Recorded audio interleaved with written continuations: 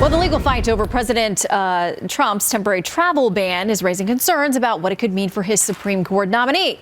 If confirmed, Neil Gorsuch could adjudicate the case while seated on the high court. Senate Judiciary Committee Chairman Chuck Grassley joins us now to talk about that and more. Good to see you today, Mr. Chairman. Thank you, Shannon. All right. How do you see the interplay between these two things? Obviously, you've got a schedule and a plan for Judge Gorsuch. This case is proceeding on a different track, not on the merits, essentially, but, you know, it is on a temporary pause for now. Do the two wind up interacting? Well, I think it would come up naturally in the hearings that we have for him sometime around the middle of March. It'll be an issue there. But obviously, if he were going to be approved for the Supreme Court, and I think he will be, he would not be able to comment on it, or he'd have to recuse himself. So I don't know whether, except for asking questions about it, that he can supplement people's answers very well. Well, and you know, you've got a lot of Democratic colleagues coming out of their meetings with him saying, you know, I'm very impressed with this guy, but he will not give me specific answers on some of these topics. You know, as a nominee, you're not supposed to anyway, but we have Nan Arendt from Alliance for Justice saying this: it's more important than ever that the nominee Neil Gorsuch answer all questions about whether he can be an independent check on an executive whose disregard for the law has put his administration in crisis-a-day mode. How far should he go in answering these questions, or shouldn't he? Well, I think that he has to give you how he approaches the law, and that he's going to be a judge and not a legislator, and not much beyond that, because, you know, he can't. In fact, Kagan and Ginsburg, 25 years ago, Ginsburg kind of set that standard called the Ginsburg Rule, that you really can't answer much, so you've got to give your approach to the law, your approach to how you see facts interacting with the law, and that's about all you can do. You've got to, but as far as independence is concerned, don't you think the conversation he had with Senator Blumenthal last week answers a lot of that, that he made very clear statements that indicates independence, and he's going to do what judges should do. He's got to be a referee against both wrongdoing by the legislative branch, wrongdoing by the executive branch, and that includes President Trump. Well, you know, the Supreme Court in the last few years ruled against President Obama numerous times on these issues of executive power, including his own appointees, Justices Sotomayor and Kagan. So we know that there is a break there, that the branches have different powers. They are checks and balances on each other.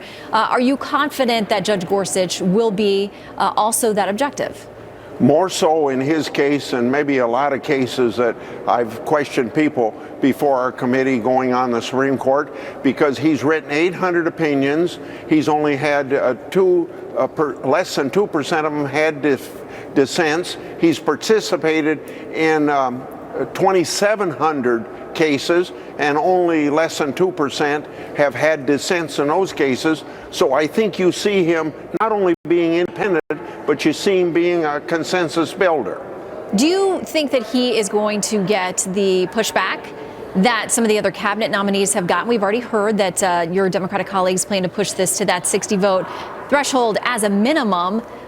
Do you think there will be a lengthy delay? You predict he's going to get confirmed. You've said it sounds like maybe mid-March for his hearings. Do you think this plays out the way we've seen the cabinet nominees play out? No, not at all. I think that this is a person that has such a record, and I gave you but a congenial person. He writes well, very precise, and he's writing. And I think when 100 senators get done talking to him individually, the 60 vote won't be an issue. It shouldn't be an issue anyway, because, you know, Alito was approved 58 to 42. Thomas approved 52 to 48. So there's no requirement for 60 votes. And then you also have to remember that Clinton had two nominees, vacancies, Obama 2. Republicans didn't filibuster them. Democrats did filibuster one of George W. Bush's nominees. Since Republicans haven't filibustered, it seems to me that President Trump ought to have the same consideration from them. Now, that may be naive for me to say it, but that's a point I'm going to push. Listen, Mr. Chairman, before you go, I have to tell you, your Twitter feed is one of our favorites on the Hill because it seems very unfiltered and it comes straight from you. I want to ask you about some busy tweeting that you had this weekend. Here are a few.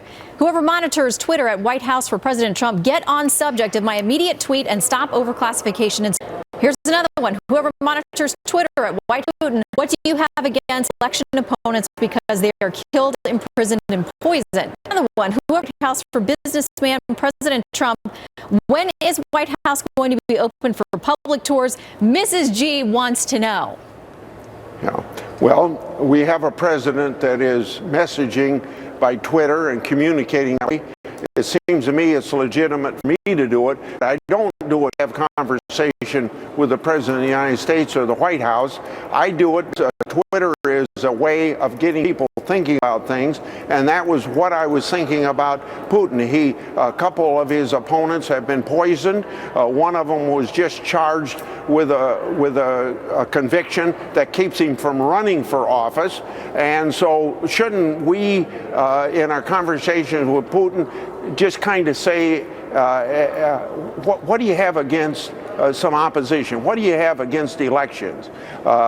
Things like that. We ought to be promoting democracy, in other words. Well, a lot of people do that now via Twitter, and we enjoy your social media involvement. Mr. Chairman, keep us updated on Gorsuch's nomination plan. Good to see you, sir.